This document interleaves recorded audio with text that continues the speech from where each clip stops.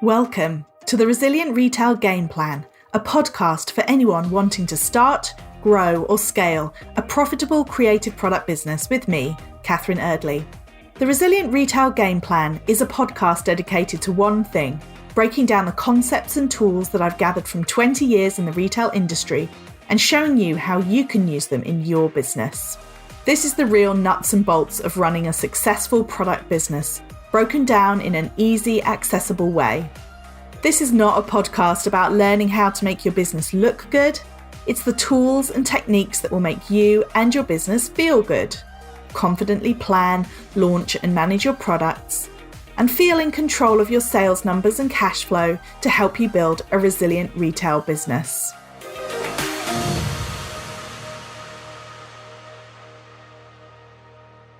Welcome. It's episode number 50 of the Resilient Retail Game Plan. My name is Catherine Eardley. I'm your host as well as the founder of the Resilient Retail Club, which is my membership group for product businesses. And you can find out more at resilientretailclub.com. So as you know, all of the next few weeks or the next couple of months, really, all of the podcast episodes are going to be devoted to one topic, which is getting ready for Christmas in your product business, because Christmas is such a huge part of so many product businesses' year. You'll be taking possibly up to a third or even more of your total yearly sales in the run up to Christmas, which is why there's such an emphasis on this next few weeks on the podcast. Today, joining us, we have Rosie Davies-Smith, who is the founder of PR Dispatch, which is a membership that enables small businesses to do their own PR. I have known Rosie for a long time, probably since about late 2018. And she is so knowledgeable on the subject and so passionate about helping product businesses get into the Christmas press. Particularly in this episode, we're going to be delving into Christmas gift guides. Welcome to the podcast, Rosie. Thank you so much for joining me. Thank you for having me. Thank you. Do you want to just kick us off by introducing yourself? So I'm Rosie. I am the founder of PR Dispatch. We help small businesses and independent brands to do their own PR from £53 a month.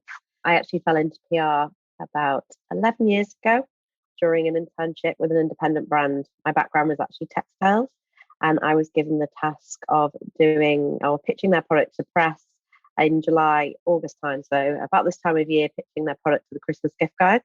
Started to get good coverage for them. So I convinced them to pay me one day a week to do their PR. And then after that, I launched a PR agency about 8 years ago, and PR Dispatch about 4 years ago. And PR Dispatch is such a great resource. I mean, I recommend it to so many different people. And in fact, we had a couple of weeks ago on the podcast, we had Komal, who runs the Design Palette, who's a PR Dispatch member, and she was talking all about how she's pitched to the press. I mean, your members, they get featured everywhere, right? They do. I love Komal. Yes, she's great. And she's got a great brand. Yes, they do. They've been featured, I mean, everywhere you can think of. Telegraph, The Times, Red, Elle, Baby Magazine. Yeah, we have 8 different categories covering everything from women's fashion to kids to food and drink to home run lifestyle. And it's really nice to put the power in the hands of the brand. I think that's such a great point, because I think it is an issue that you have this situation where you want to do more PR, but you maybe don't have the contacts. But as you said, PR isn't complicated. It's about putting the time in, putting the effort in, getting your assets all together, ready to pitch. But then it's about having those contacts, which is, of course, what you guys help with, and also that kind of support and structure to actually get going with it. So I think that's what's so powerful. She said, because obviously, if everyone had unlimited budget, you could hire a PR agency, but very few small businesses have that kind of money, really. Exactly. And I think, I've had a PR agency for the last 8 years. The fees are extortionate. Our PR agency fees start at £2,000 a month. And the reason they are so much is because we really do have to absorb ourselves in your brand and your product and your story and everything. We need to know every single product, how many stock you've got of each product, how long it's going to be online, what's coming up that's new. And I've just found that brands do better long term when they're doing it themselves and they can build those relationships.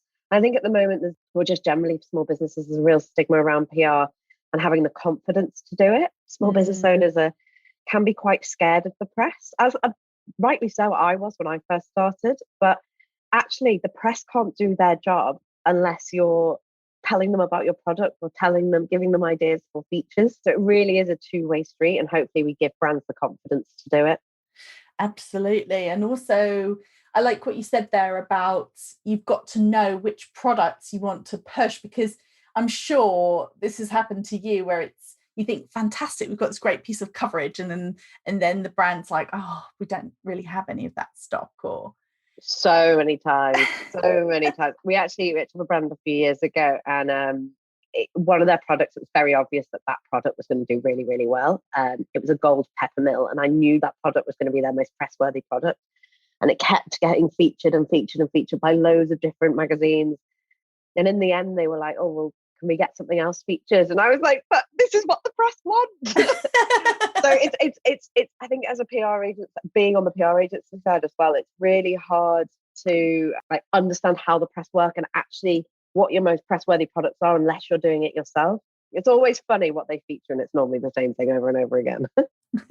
Well, do you know what? It's so interesting as well, because I'm actually reflecting on the fact that this happens when you're working across two companies, but it also happens in big companies as well. I mean, I can't tell you the number of times during my career in high street retailers that we would find out that the marketing department had gone off and created some kind of social media campaign or got a big influencer to feature some product. And we were all like, you do realize that's actually going to be in about 3 stores, right? You know, we've bought 35 of them. So, as you said, it's that understanding of what's exciting for the press. They need those things to get that excitement, but it was just, it happens all the time. So I say the long-term goal of press is awareness, and it's about making people aware of your brand and product. And actually, you know, I always say press isn't about, it's not about sales, and it's never been about sales, but lots of people think, oh, I'm going to be featured in, I don't know, let's go with Grazia, for example. I'm going to sell loads, but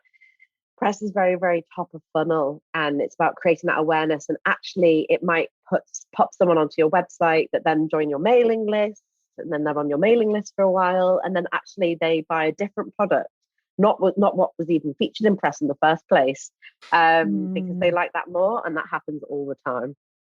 It's so good. And interestingly, I know I've shared this with you before, but earlier this year, I ran a survey 300 different product businesses. One of the questions at the end was, what's the one thing, if you could pinpoint one thing that's made a big difference to your business over, you know, since you've been running it?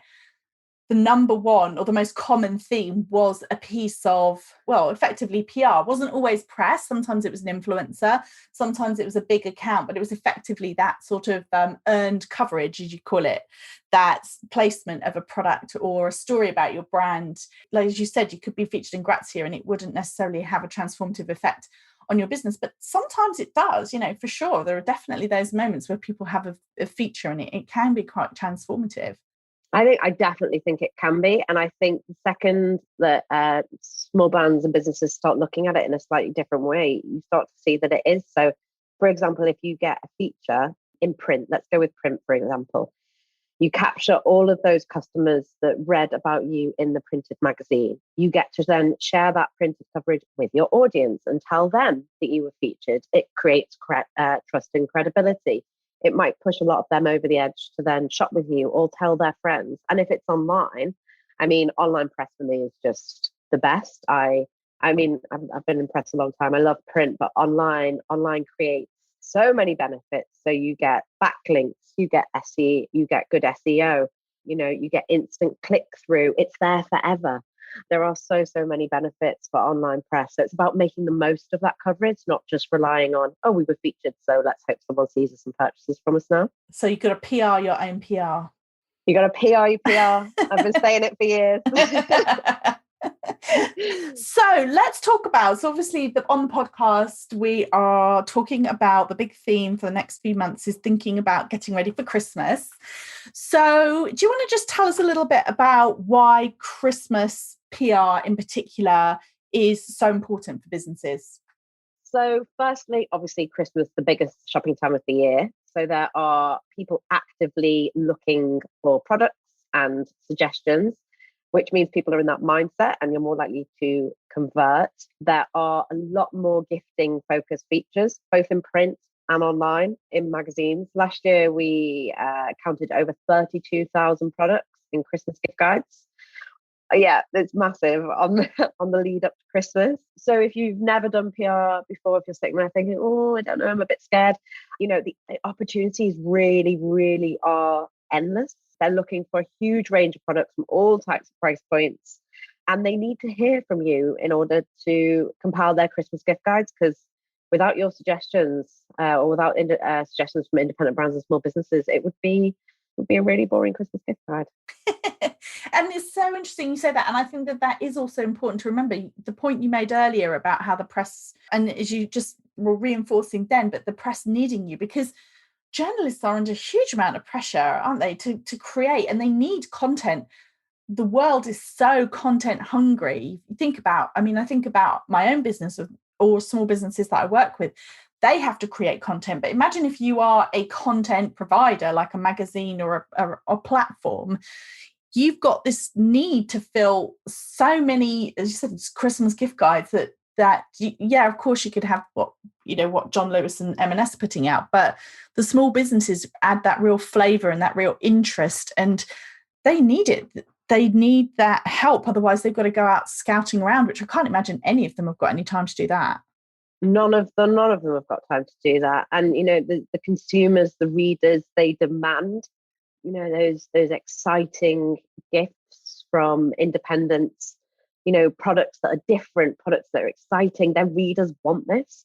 So yeah, they're under the pressure to find them. So their inbox is full of suggestions when it comes to Christmas gift guides. It is full of suggestions from different businesses, but they need them and they want them. And I say printed Christmas gift guides, there's loads of them, but obviously they're limited to how many pages there are. And I see lots of brands that pitch to the printed Christmas gift guides between July and early October when they're looking for their suggestions. And they maybe don't get the responses that they hope for or the call-ins that they hope for. And by October hits, every product small business starts to get busy, and then they forget about the online. And actually, there are so many opportunities online, and they should be pitching from October to December to the online press. So even if you start pitching next week to Christmas gift guides, you don't get the responses that you want from the print, please don't forget about online, because there are so many opportunities there. So I want to pick up on a point that you made. You've previously come into the club, which is fantastic as always, and you have given a very informative workshop, which every time you give a workshop is always full of information. But you made a point there, which I'd just like to pick up on, which is that press said is about awareness and it's not necessarily directly related to sales. But then you made the point that at Christmas, that's not necessarily true, because whereas normally it's about the top of the funnel, the awareness, but then at Christmas, you can actually be hitting people who are really in that decision-making process, and you can hit them much further down the funnel. Yeah, it's so true. So again, I'll say that PR shouldn't be a sales driver, but you're totally right. You are hitting people when they're actively looking for product suggestions. They're looking for interesting gifts for people, especially if you're buying for people that you absolutely have no clue where to start. A lot of people will turn to the gift guides for suggestions or inspiration.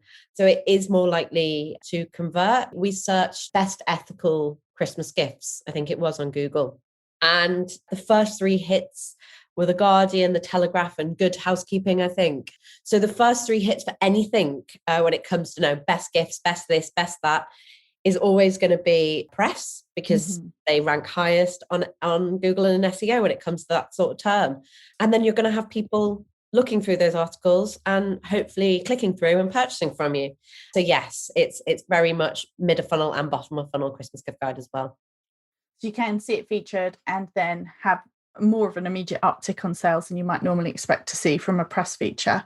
Exactly. Yeah. And I suppose also it's quite evergreen as well, because even if you just say best gifts for men or this kind of thing, or quirky gifts for men, or all these kind of things, I'm sure people search for all year round. Yeah, We've still got, I can, on one of the brands I did PR for a very, very long time, I can still see traffic coming through on their Google Analytics from the Guardian 2015 Christmas gift guide. Wow. Which is, I don't even know how many, what year are we in? 6 years ago? But it's still sending through traffic. It really is. I call it, without no pun intended, but it really is the gift that keeps on giving. Online press. Very, very beneficial. Very beneficial.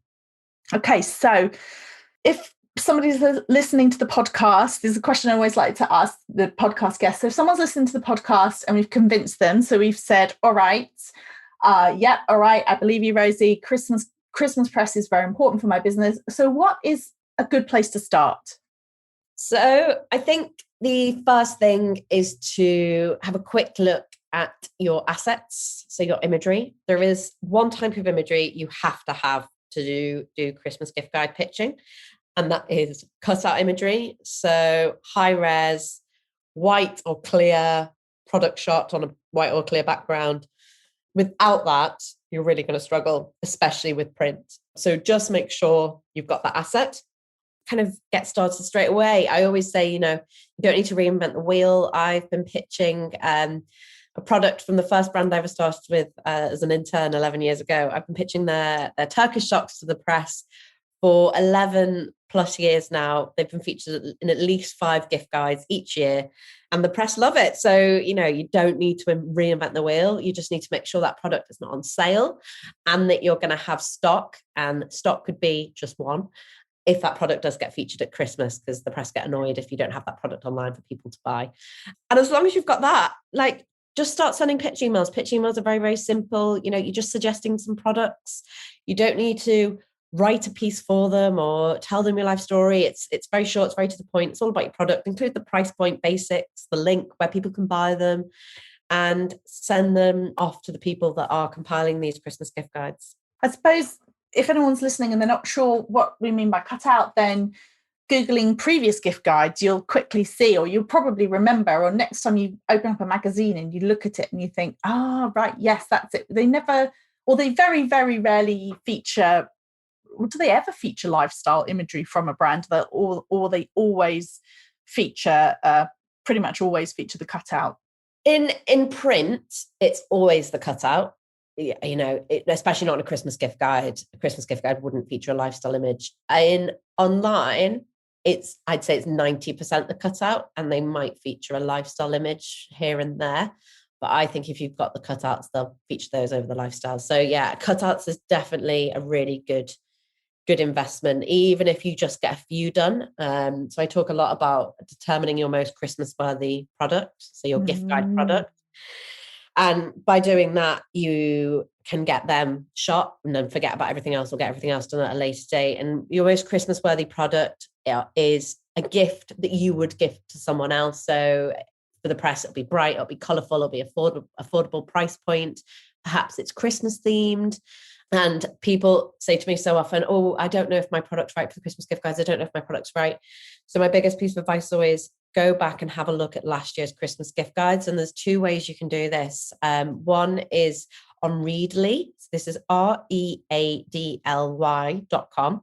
It's $7.99 a month, but their first 2 months are free at the moment. So sign up for Readly. It's got access to loads of printed magazines. So you can go back and have a look through their back issues from last year. So you're looking for the November, December issues. Go back and have a look, see what products were featured to determine if you'd be right for the printed Christmas gift guides. And then online, if you search and Google Christmas gift guides 2020, up comes all the Christmas gift guides for 2020 from all the online magazines. Go and have a look. You'll very quickly, I promise you, very quickly feel confident in whether you're right for the Christmas gift guides or whether maybe your product isn't quite right. And you've given some really great tips before about things then that aren't Christmas. So you said it brings it back to gifting. So it would be, for example, you wouldn't gift somebody, or you're very unlikely to gift somebody an evening dress, for example. You said handbags are not great for gift guides. It might only be one handbag that goes into a gift guide. And it's usually the bag of the season, if that makes sense. Yeah. So I think for bag brands, if you've got smaller leather goods, wallets, card holders, phone cases, something like that does so much better than a bag, because there'll only be one of them in a gift guide. And if it's like a tote bag, it's probably slightly different, but leather goods, try and use your smaller items. Yeah, you're right. Like evening gowns, I find fashion generally just a bit difficult in gift guides. Like kids' clothes, if they're fun, tend to do all right. But like little black dresses, evening dresses, day-to-day wear just doesn't seem to do that well. So maybe go for your accessories, your scarves. Remember, you only need 1 or 2 really giftable items. So if you are mainly women's wear fashion, dresses, but you do a scarf as well, it's probably a scarf that will do well in the Christmas gift guides. Yeah. Jewelry, it needs to be part of the packaging. So jewelry is very, very competitive. So I always say, make sure if it's a gift, and if it's the packaging that makes it a gift, it's photographed really, really well. Make sure it's affordable. Engagement rings aren't going to do well in Christmas gift guides. And I had someone that came to me the other day, and she actually made, those lovely baby books that keep memories in, which I absolutely love. And that's a great gift for a new mum, but not a great gift for Christmas gift guides. So it might be a gift for another occasion or another time of year, but maybe not for the Christmas gift guide. So just be aware. But again, going back and having a look, you will very quickly know if you're right or not. I totally can see that. I mean, I worked in clothing retailers for years and years and years, and we were always building our Christmas offering around jumpers. Was probably the most sort of bigger piece of clothing as any, the most involved piece of clothing that you would gift somebody. But even that, you'd only really gift a jumper, I think, to someone whose taste you really knew. But absolutely, scarves, hats, gloves, socks, slippers, so all of those kinds of things, isn't it, that you would actually... Exactly. What you're going to give someone that it's not too much of a particular taste that they're not going to like it. And that's why Fair Isle does really well, because there's all different types of Fair Isle. So Fair Isle knits, Fair Isle jumpers, Fair Isle scarves, hats. It's nondescript, and people seem to really like it. Yeah, so. I can totally see that. Yeah. And what about practical gifts? I was just thinking this about, sometimes I talk to people and their businesses perhaps, so let's say they're a zero waste brand. Mm-hmm. Is there a way of pitching, because you're not going to give someone a dish brush. I mean, I guess someone might gift a dish brush, but I can't imagine that it would be super well received. But, do you think in those cases, if you are a brand that perhaps is a little bit more on the utility side, that it's kind of finding the bits of the utility that you might still gift, like, say, soap, or is it about building like a bundle or something like that? That is a really good question. So I think as long as it's really lifestyle led, it seems to get in. So actually you say a dish brush. If you've got a dish brush that's like a beautiful wooden handle dish brush, or like you said, zero plastic, yeah, zero plastic, beautiful. Or we worked with Can we're a PR Dispatch member. They do refillable like soap and shampoo. They're in glass, they're in glass bottles, and then a can that comes with it. Absolutely beautiful branding. Like it's just hand soap, but it looks so nice. So yeah, I think it's about picking out your lifestyle products. So I use this example of this Christmas gift guide page called the For Gardeners. So it's gifts for gardeners. And if you'd have heard that theme, you would have thought, well, they want lawnmowers and strimmers and, I don't know, grass seed. Actually, it's so lifestyle led. It's got botanical cushions, a fern print, some poppy soap, one of those really posh gold air plant waterers. So it isn't just, lawnmowers, it's very, very lifestyle led. So yeah, I think it's about picking out those products for maybe product selection that are more lifestyle led. Yeah, I suppose now I'm saying that, I'm thinking if it's a beautiful wooden I'm just thinking about that whole cliche about, people who get really incensed because they get given a vacuum cleaner for Christmas or something, like a steam iron. I think that most of the brands listening to this will find in their collection something that is beautiful and lifestyle led. I trust that will happen. So yeah, I'd say as long as you can pick out the right product, you're doing well. Brilliant. Okay, well, thank you so much. You've given so many fantastic tips. So as you said, so it's about getting your cutout imagery and then getting everything around organised, ready to go. And do you want to tell us a little bit about your gift guide membership? Yeah. So our gift card membership launched on the 8th of July. This will be going on after. And we had 100 memberships to help brands to do their own PR. So we basically give brands the press contact details from July until December of the people compiling the Christmas gift guide, their email address, their Instagram handle, any categories or themes that they're doing. For example, gifts under £40. The deadline of when the suggestions need to be in, step-by-step learning, email templates, everything they need to do their own PR. Now, as we only have 100 memberships, if we are sold out on the 1st of August, we are going to open our quarterly and annual membership doors again. And anyone who gets one of those memberships will then be able to purchase the Christmas gift guide. So if you're coming to our website and we are now sold out of our Christmas gift guide, please join the August waitlist for our quarterly or annual membership. And then you will be able to purchase the Christmas gift guide once you are a quarterly or annual member. As well as get access to everything else in PR. As well as get access to everything else, yeah, and really throw yourself into PR. It'd be really, really good. It's really nice. You know, we had some amazing results last year, and over 108 pieces of coverage from our members last year, and they did incredibly, incredibly well. So, and you really do say, and I know you've said this before, you said as long as you are organised and can put together an email, then you can do PR, right?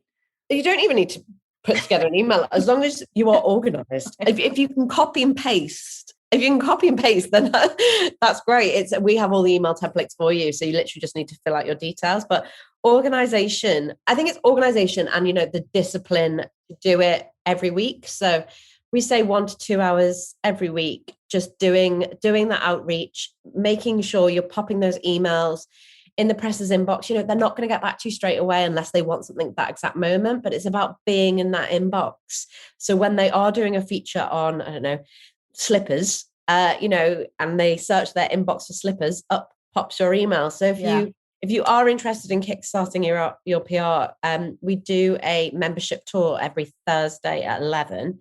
Come and have a look, see kind of what's included. Obviously no obligation to sign up, but hopefully it'll make you feel at ease that, it is totally possible. We've got 300 independent brands doing it and doing it really well. And having, as you said, some amazing results. And I definitely echo that, because one of the things that I mean, I could never have imagined this, but since I started writing for Forbes, I get pitched all the time. There you go. I get messages in my inbox talking about various different things. And to be honest, I have a tag on that I file them all under that's called Forbes. And there are definitely times when I'm looking for, what's the next article going to be about. Sometimes I do refer back. But again, as you said, it could be weeks later. It's just a question of, and to be honest, I don't always use them. I often have had some other idea, but it is definitely useful if I think, oh, actually, I wanted to do a piece about XYZ and I think someone reached out to me. It definitely is, even on my very reduced scale. I know what you mean in terms of actually, if they're in my inbox and then I can refer back to it, even if you don't hear back from them right away. Exactly. And we have, we've been doing this a long time at the agency. There's been times it's been 12 months and then we'll get an email back off a pitch we sent 12 months before.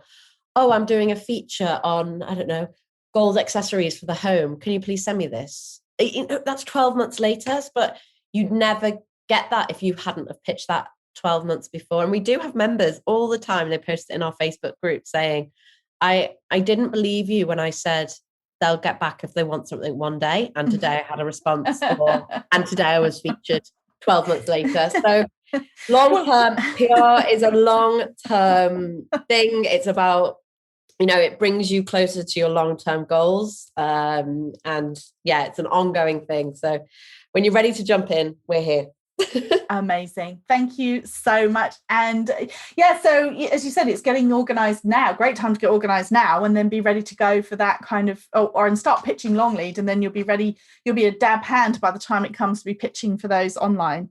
Exactly. Be ready to throw yourself in by then. Thank you once again for listening. I always love hearing Rosie talk about PR. She's so knowledgeable on this subject.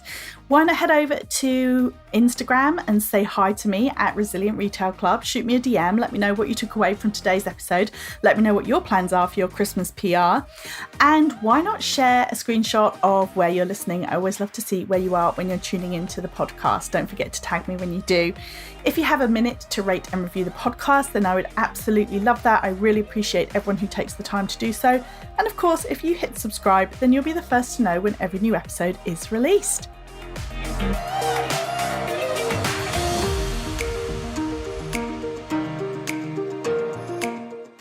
If you've enjoyed this week's episode, then I invite you to check out resilientretailclub.com. The Resilient Retail Club is the membership for anyone wanting to start, grow, or scale a profitable product business. No more trawling Google trying to find the answers to your questions or wading through general business advice that speaks mainly to service-based businesses. Whether you're still at the idea stage or you've been going for a while but want to get more focused and organised when it comes to your business, the Resilient Retail Club is the place for you.